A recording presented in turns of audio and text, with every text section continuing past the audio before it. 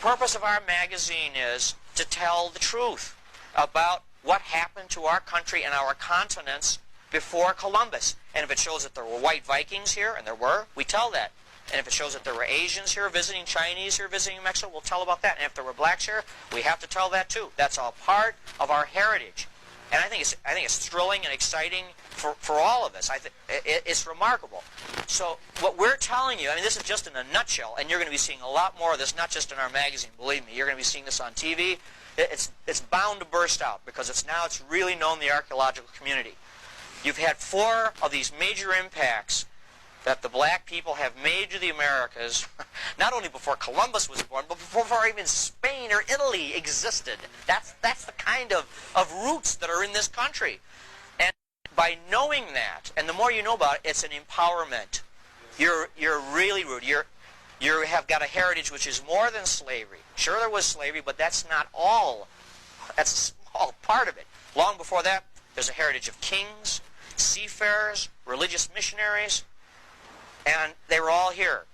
But it happened so long ago, there's just so little of it left. And that's basically my story.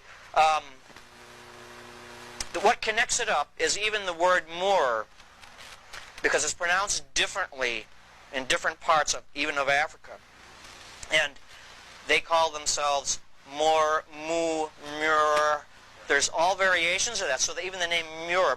I'll leave you with one thing which is really interesting, too, that relates to this.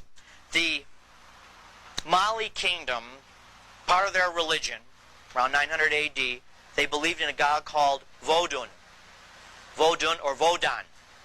And they said Vodan was this great sailor who came across the sea, and he taught the Yoruba and the Benin tribes how to work with metals.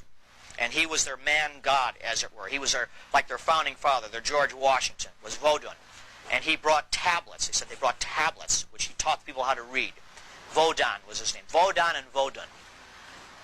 Across the ocean, all the way across the Atlantic Ocean, amongst what they call the Quiché Maya, or the lowland Maya that I talked about, they have a tradition of a god they called Vodan, same name, who brought tablets across the sea to tell them how to work metals and so on. So here we're dealing with the same tradition. This is something which is not made up or interpretive. It's the actual fact. It's the truth.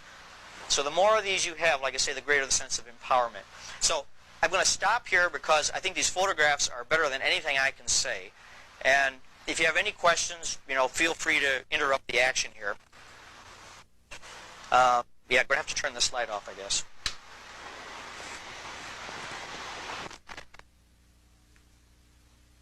Now,